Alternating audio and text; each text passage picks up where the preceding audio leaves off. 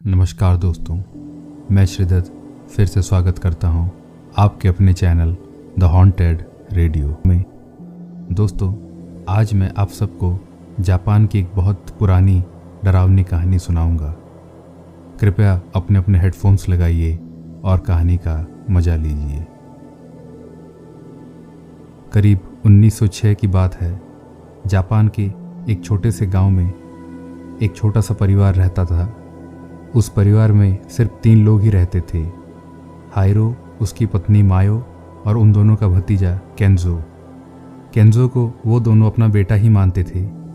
हाइरो और मायो दोनों केंजो से बहुत ही ज़्यादा प्यार करते थे। धीरे धीरे अब केंजो बड़ा हो रहा था और अब वो 24 साल का हो गया था। वो भी अब केंजो अपने चाचा को उनके कामों में मदद करने लगा था। केंजो भी अपने चाचा और चाची से बहुत ही ज़्यादा प्यार करता था। केंजो के माता पिता उसे बचपन में ही छोड़कर गुजर गए थे। तभी से हाइरो और मायो ने उसे अपना लिया था। केंजो को अपने ही बच्चे की तरह पाला। केंजो के ज़्यादा दोस्त नहीं थे क्योंकि वो ज़्यादातर अपने घर में ही रहता था और अपने चाचा चाची को उनके हर काम में मदद करता था। केंजो के उम्र के सारे लड़के शादी कर चुके थे। अब केंजो को भी शादी करने की इच्छा हो रही थी, पर उसे कोई लड़की पसंद ही नहीं आती थी। हाइरो और मायो भी उस पर ज़्यादा दबाव नहीं डालते थे। वो एक बहुत ही खूबसूरत लड़की से शादी करना चाहता था, पर उसे आज तक एक भी ऐसी लड़की नहीं मिल रही थी। एक दिन की बात है, हाइरो और केंजो जंगल में लकड़ी लेने गए थे। लकड़ी काटते समय अचानक हाइरो को कुछ दूर जमीन पर एक अजीब सा उभार दिखा। फिर केंजो ने भी वो उभार देखा। वो दोनों पास जाकर देखने लगे। उन्हें लगा जैसे कोई बड़ी चीज़ मिट्टी के तले दबी हुई है। फिर वो दोनों वहाँ गड्ढा खोदने लगे। करीब 1 घंटे खोदने के बाद वहाँ नीचे एक बड़ा सा बक्सा निकला। बक्से को देखकर दोनों काफ़ी चौंक गए।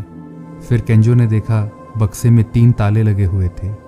तभी केंजो ने वो तीनों ताले एक पत्थर की मदद से तोड़ दिया।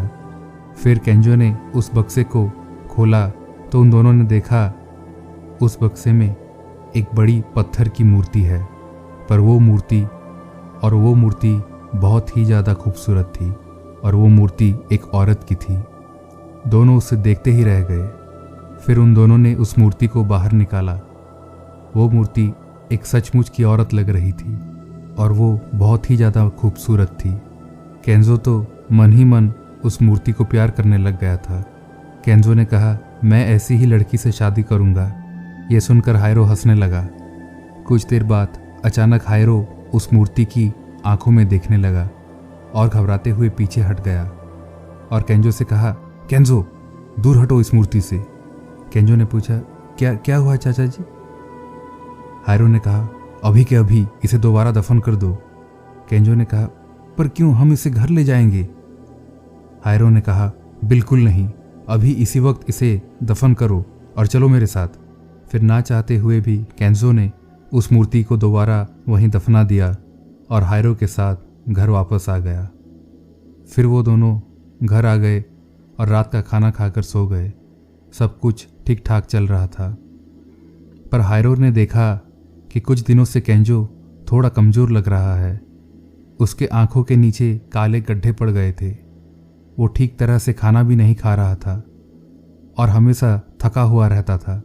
हाइरो ने केंजो को डॉक्टर को भी दिखाया, दवाई भी दिया, पर कोई फ़ायदा नहीं हुआ। ये सब कुछ हाइरो को कुछ ठीक नहीं लग रहा था। अब हाइरो केंजो पर नज़र रखने लगा। वो कहाँ जाता है, किससे मिलता है, क्या करता है। फिर एक रात अचानक जोरों की बारिश होने लगी। बिजली कड़कने की आवाज़ से हाइरो की नींद टूट गई। उसे लगा जैसे घर का मेन डोर खुला हुआ है। हाइरो बिस्तर से उठकर देखने गया तो सच में घर का मेन डोर खुला हुआ था। फिर वो केंजो को देखने उसके कमरे में गया, पर केंजो अपने रूम में नहीं था। अब हाइरो घबराते हुए बाहर निकला तो देखा केंजो कहीं जा रहा था। हाइरो ने उसे पीछे से आवाज़ दिया, केंजो कहाँ जा रहे हो? पर केंजो कुछ नहीं बोला। अब हाइरो भी उसका पीछा करने लगा। बारिश भी थोड़ी थम चुकी थी, कुछ देर बाद केंजो जंगल में उसी जगह आकर रुक गया जहां वो मूर्ति दफनाई हुई थी।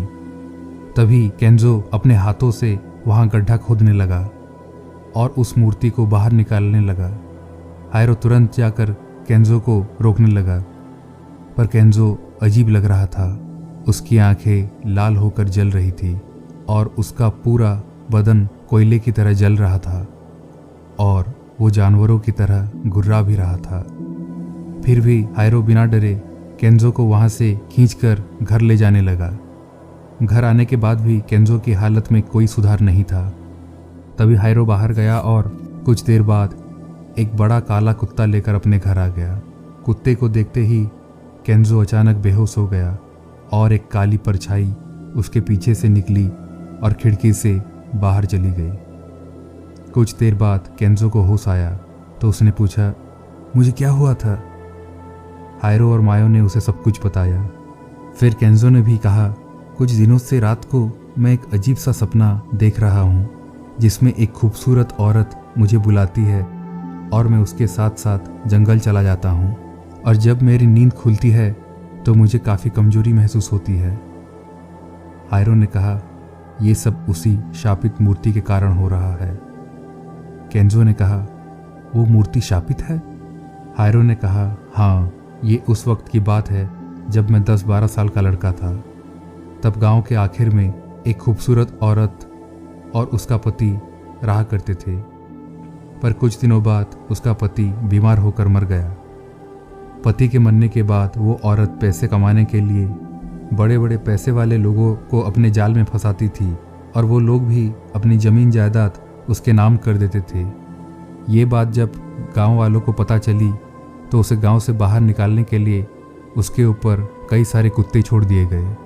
वो औरत कुछ दिन के लिए भाग गई, पर वो दोबारा आई और फिर से वही काम करने लगी, पर इस बार वो काला जादू सीख कर आई थी, इसलिए लोग अब उसे डरने लगे थे।